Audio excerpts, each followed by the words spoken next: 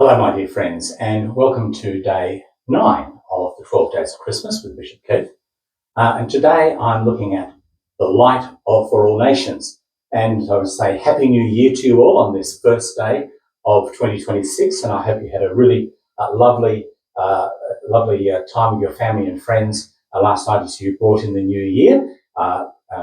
Reverend Alison and I really enjoyed watching the fireworks in Sydney on TV, and that was a really lovely, brought back some lovely memories for us. And I hope you have some lovely memories from your time together with your family and friends as we start 2026. I can't believe it's 2026. So today, I guess, what I'd like to reflect on is that Christmas hope is global, it's not tribal. What do I mean by that? Well, it's for the whole world. It's not just for a select group of people. Christmas often feels close and personal. Familiar carols, treasured rituals, of course, who doesn't love a child laid in a manger?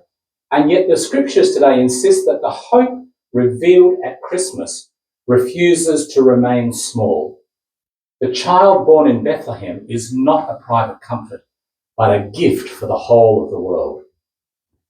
And today in the scriptures, we meet two witnesses in the temple when Mary goes to present Jesus in the temple. And of course, we've got presentation coming up, Feast of Presentation coming up very early on the 2nd of February.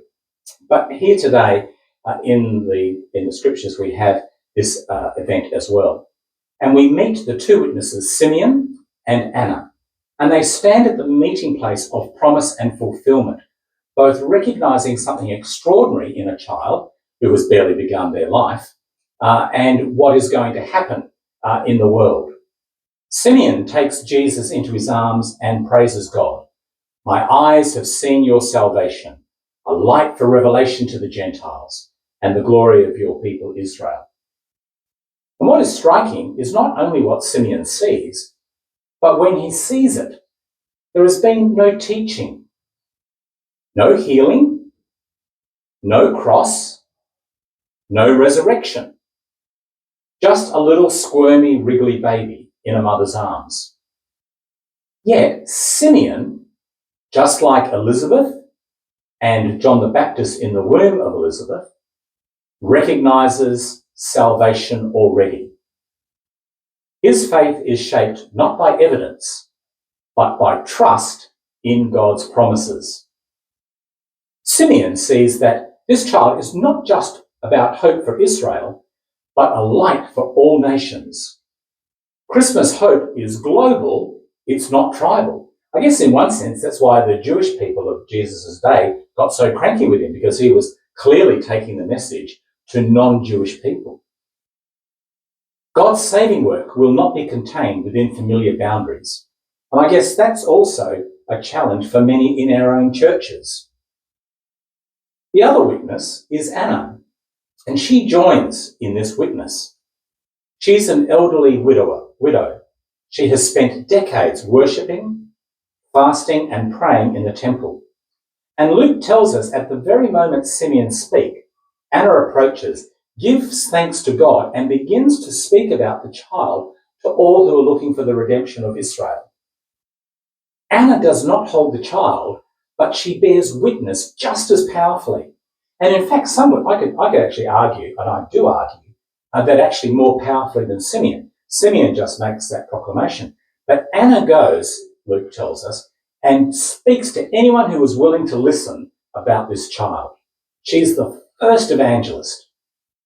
Where Simeon proclaims what God has revealed, Anna proclaims what God is doing to the community. And as I've just said, she then becomes I think she is the very first evangelist of the Christmas story, speaking hope into a waiting world. Together, Simeon and Anna show us what it means to walk by faith, not by sight. They do not see the whole story, only its beginning. They trust that God's purposes are larger than the moment that is actually right before them. Isaiah had already spoken this truth centuries earlier.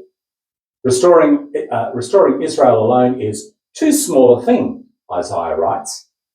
God's servant is given as a light to the nations. That's what Simeon's proclaiming from. That my salvation may reach to the ends of the earth, a light for the nations and to the glory of your people Israel. God's vision has always been wider than what we mere mortals imagine.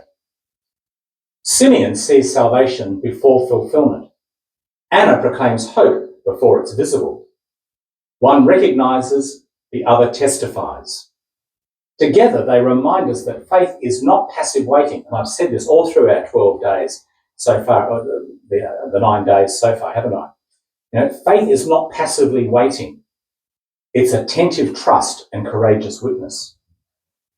At the beginning of a new year, Anna and Simeon's example invites each of us to lift our eyes beyond our own borders, beyond our own church communities, beyond our own faith communities, beyond our own cultural communities, beyond what is familiar or comfortable, and to trust that God is at work in places we may never see.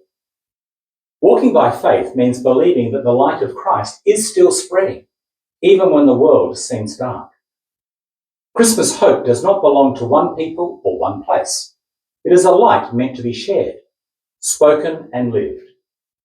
May we, like Simeon and Anna, recognise God's salvation even in the fragile beginnings, and like Simeon and Anna, have the courage to speak of it, either to proclaim it or to testify to it, trusting that God's redeeming work is wider, deeper, and more hopeful than any of us can imagine.